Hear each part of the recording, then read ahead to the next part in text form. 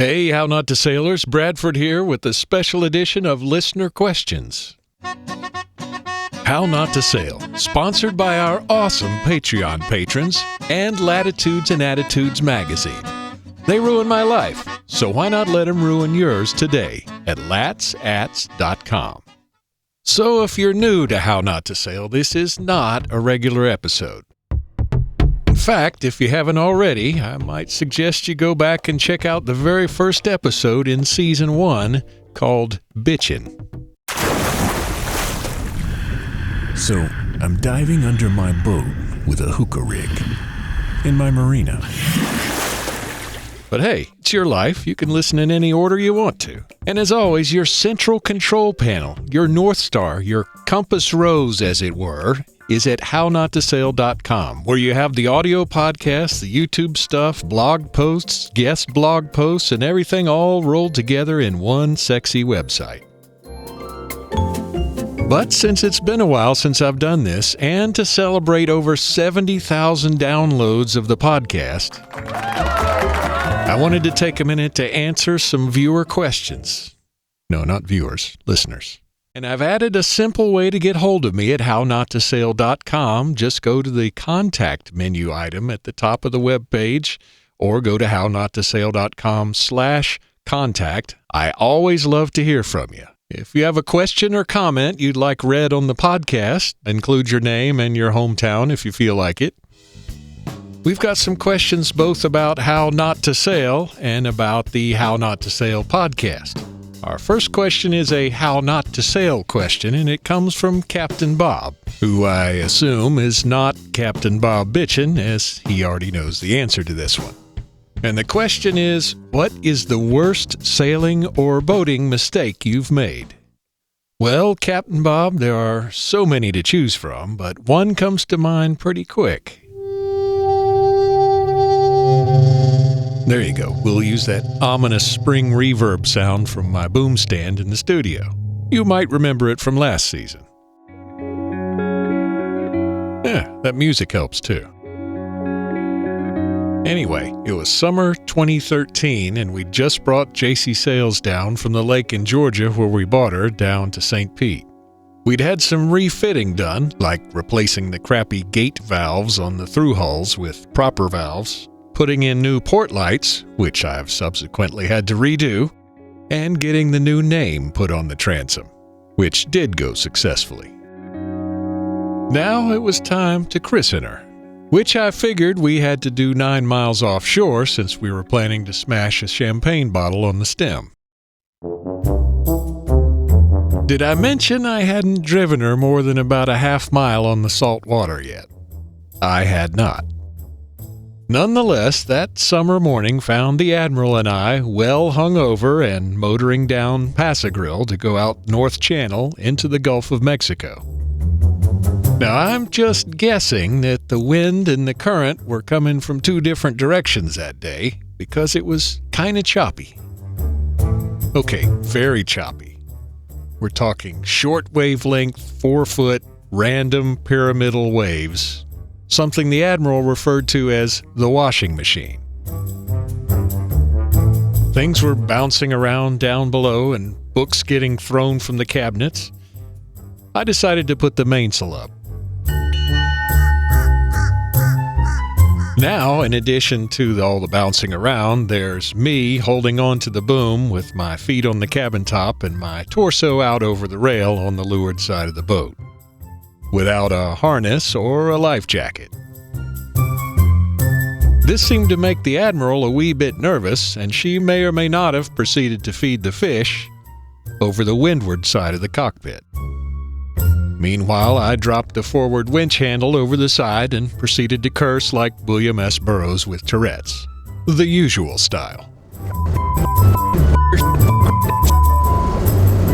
I finally managed to get things kinda together and retreat back up the channel. But it was another few days before we managed to christen the boat. I guess the moral here is, fortune may favor the bold, but the ocean kills the stupid. So maybe there's a happy medium somewhere in there. Our next question is from Jenna in Clearwater, who asks, I noticed that the most recent episodes are different than the first 20 or so. What's the scoop with that? That's a great question, Jenna, and the short answer is there's no prohibition against being schizophrenic when making a podcast. Also, there's no crying in baseball. But if you're new to How Not to Sail, we are officially in Season 2 now. And after wrapping up Season 1 with the Eric Stone episode and the big season ending party, I decided I would do something a little different for Season 2. Also, as I alluded to somewhere in Season 1, my situation is a little different right now, and it's difficult to take a month-long trip like I did for Season 1. So while Season 1 is a single story arc about how I sailed around Florida to the Miami Boat Show to launch this podcast and meet salty people along the way, in Season 2, I'm doing mostly single-topic episodes, which might be based around an interview with somebody, or a trip, or no telling what. But you can bet your keel it's going to center around How Not to Sail. So if by chance you just happen on this here episode first, you can jump in anywhere you like and listen to any episode, and I hope you'll enjoy it. I would recommend to go back and listen starting from episode 1, which is called Bitchin'. It's easy to find. You just go to hownottosail.com/1 or look at that very first one in the queue in your podcast software or what have you. It's also right there on the homepage at hownottosail.com. Season 1, starting with episode 1, has a kind of unique story, I think you might say, and it's the perfect preparation for all of the Season 2 and subsequent podcasts. But who am I to tell you what to do? Actually, that brings up a question for you. And it ties in with another question I got about the How Not to Sail Facebook group. I'm tickled stinkless to see that the How Not to Sail Facebook group has grown by about 50% in the last couple of weeks. The thing is, I have no idea why. So if you are one of the folks who just joined the Facebook group, I'd love for you to hit me up here in the comments and let me know where you found out about it, because it seems like kind of a sudden thing. And you can find the comments and show notes for this episode at hownottosail.com/24. And that's the way it works for every episode. You can find notes, links, photos, sometimes maps, transcripts, who knows what, depends on the episode, for any given episode by going to hownottosail.com/that episode number. And again, if you're one of those people who just joined the Facebook group, please hit me up at hownottosail.com/24 in the comments and let me know how you found it, because I am puzzled. In fact, there hasn't even been a menu link on the website to the Facebook group for a little while now. But if you want to join and have any trouble finding the Facebook group, just type hownottosail.com/community into your browser, and guess what? It'll take you right there. Just remember, to join the Facebook group, you must answer the 2 membership questions, which are not about your personal life, but just what is your best How Not to Sail moment, and where do you listen to the podcast, if at all. Otherwise, the bosun will roll up the gangway or something like that, and you will not be able to board. Switching gears a little, we have a question from Tom in Chicago, who asks, what is your recommendation for someone thinking about buying a boat?